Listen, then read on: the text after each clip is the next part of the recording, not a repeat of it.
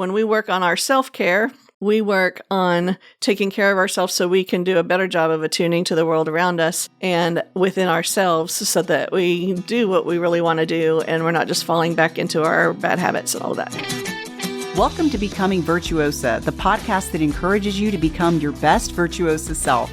Each week, Dr. Susan Crockett goes where the scalpel can't reach, exploring conversations about how to be, heal, love, give, grow, pray, and attune. For the first time ever, she's bringing the personal one-on-one teaching that she shares with individual patients to you on this broader platform. A weekly source of inspiration and encouragement designed to empower you. By evolving ourselves as individuals, we influence and transform the world around us.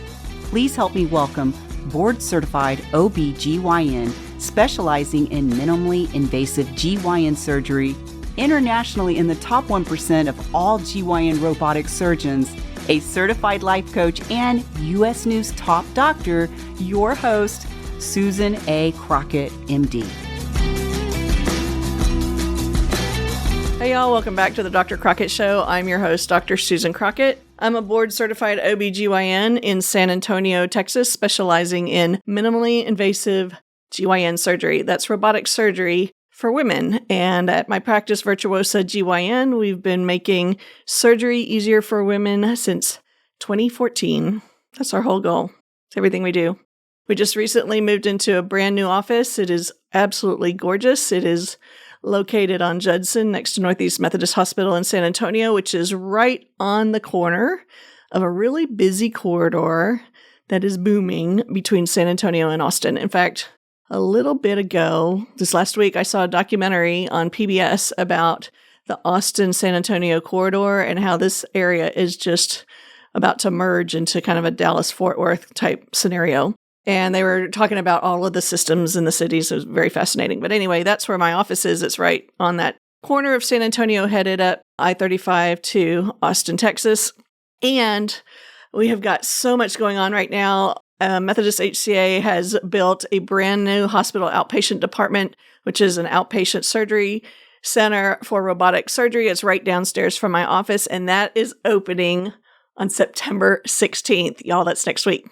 And this has been 5 years in the making. I am so excited about it. We're going to be showing you footage from that. We'll show you in the upcoming weeks. We're going to show footage from my open house for the office, which was a total blast. And we have a ribbon cutting for the new robotic surgery center on the 27th of September. So the reason that's so exciting is because Methodist has seen the need for education, and in conjunction with Intuitive Surgical and my practice, we have managed to put together an incredible teaching facility with case observations and people coming in to learn how to do surgery like we do it. We've been designated as an epicenter for GYN surgery by Intuitive Surgical for benign outpatient GYN surgery. It's a huge deal. I think we're still only the third benign GYN epicenter in the country.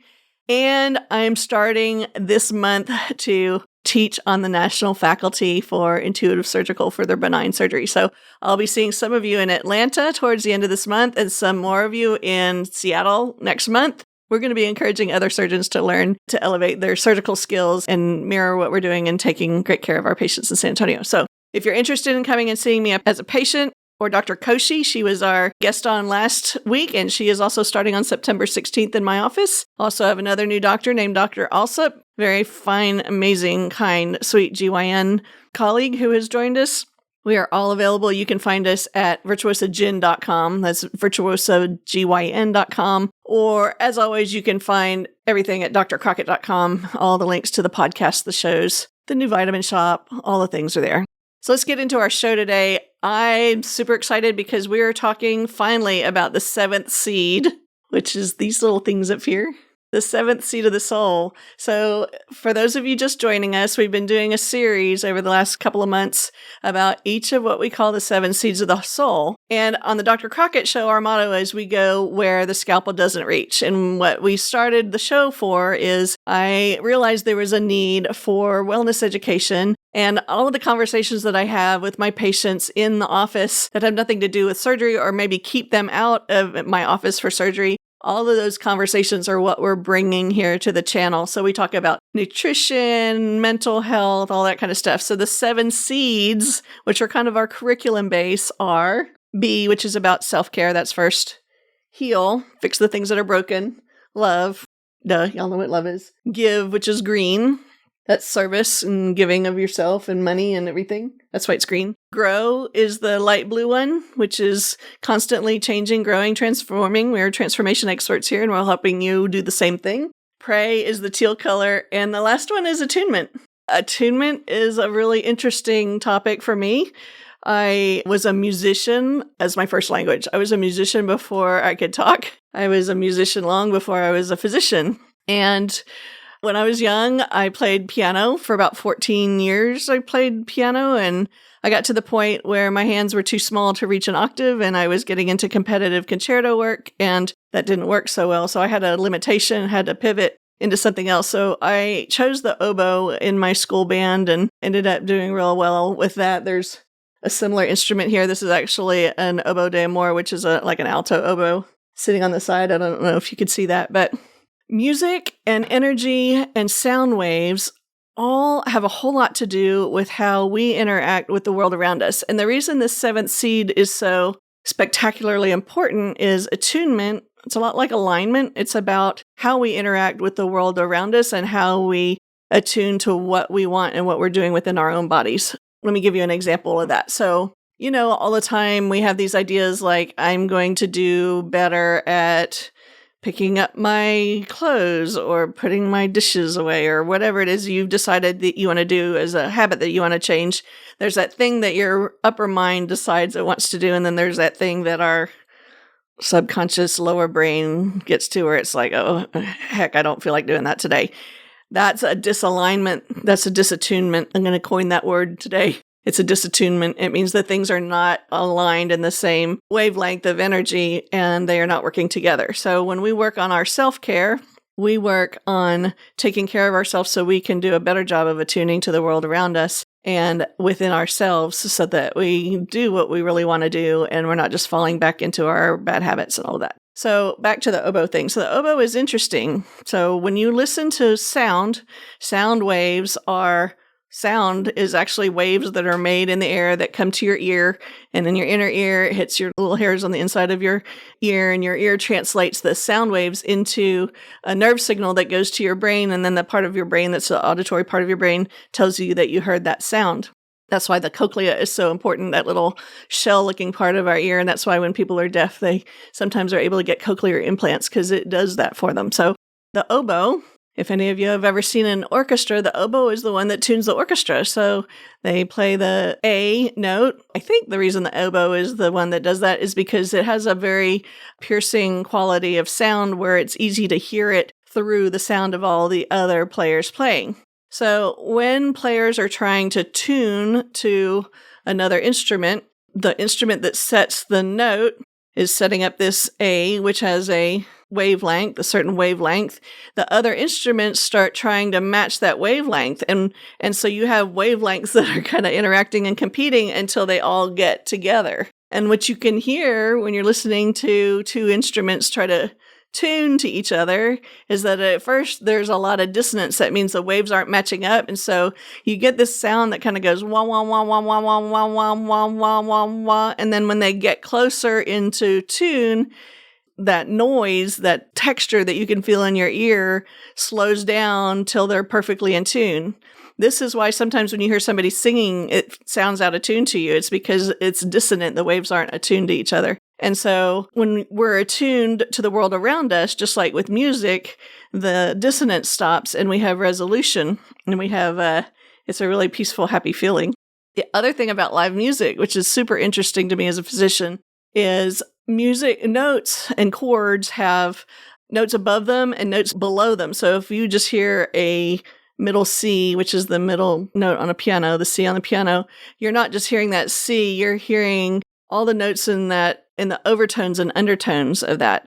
And as an instrument is played, whether it's a wind instrument or a string instrument or a keyboard, a real instrument that's hitting a string or a note or a wind or a voice that's live music, there is a richness of overtones and undertones that ripple through our bodies physically. Our bodies are all energy. Most of what we're made of is water and space in between the little particles in our atoms. So the sound comes into our body and reverberates, and that's why there is such a different feeling listening to live music than music that has been synthesized by AI, for instance, because those sounds don't have the same richness as the slightly imperfect sounds that we get in the world around us. And so as we listen to music, music has the ability to help change the way our neurotransmitters are thinking about the world or seeing the world. Music actually is a language in between people that don't have the same verbal language. So there's another way of attuning to each other there. And it is very healing. It can stimulate our dopamine. So as musicians, there are a couple things that we do to make music interesting when we're writing. In fact, I didn't even think about this, but you probably didn't know that I co-wrote the intro music to the show. So about 14 years ago, I got interested in seeing what it took to write an album, and I collaborated with a good friend of mine, Phil Marshall, at Yellow Dog Studios in Austin, Texas. And we ended up starting with one song and kind of learning the craft, and then created a whole little EP. It's called Ambergris, and I'll have them put the link to that on iTunes down below if you'd like to see it. It's kind of a pop indie thing. Super fun, super blast. But what I learned about writing in that was, if you just play the same sweet major sounding notes all the way through a song, there's not a whole lot of interest there. So musicians or artists, we build interest with a couple things. One is we go from dissonance, which is a minor chord that doesn't sound very comfortable. Our bodies want to resolve that. And so as a minor chord shifts into a major chord, it makes us happy. It gives us a dopamine hit. And you don't even know that's happening half the time when you're listening to music. But particularly if you listen to soundtracks, I love the Star Wars soundtracks. They're incredible. Orchestra music does that a lot. So that's the first thing it does. It moves from dissonance into resonance. And the same thing goes for attunement with us and the people around us. There are people that you feel like you resonate with and people that you feel like you have dissonance with and it's uncomfortable, or a scenario or a room or a movie or a book. All the time, we are subconsciously listening to the sounds and the energy waves that we get from people and seeing whether we resonate with them, are we attuning to them, or are we in dissonance or attunement with them. So I'm not even saying that the goal is to always be in attunement, but becoming aware of that is a big deal. So the first thing musicians do is create tension between dissonance and alignment or attunement. The second thing they do is the element of surprise. So they play with pauses, the spaces of the notes, and or the tempo of the music, and or the volume of the music, and or the different range of instruments or voices that they play with in their music. So that's another way that they create interest within music. And we do that within our own lives too, don't we? We do some things at full speed ahead and we do some things slower. So as we start to listen to the signals in the world around us and pay attention to them, that attunement becomes a much healthier way of living. You can choose to be in alignment and in attunement and to work with the energies and the resonance around you, or you can choose not to. Lastly, I wanted to talk with you a little bit about what's been happening with me in the last week or so.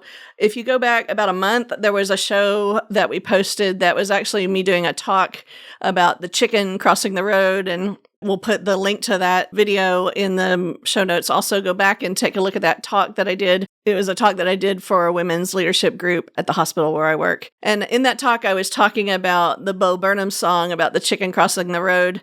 That song is all about leaving one place where you've been and crossing to the other side of the road to get to where you want to be. And as we talk about transformation in our lives and an attunement, one of the things I wanted to fill y'all in on was kind of the rest of the story of what happened with me. So last week, I actually closed on a house that I was selling, and that house has created the revenue for me to put into my practice.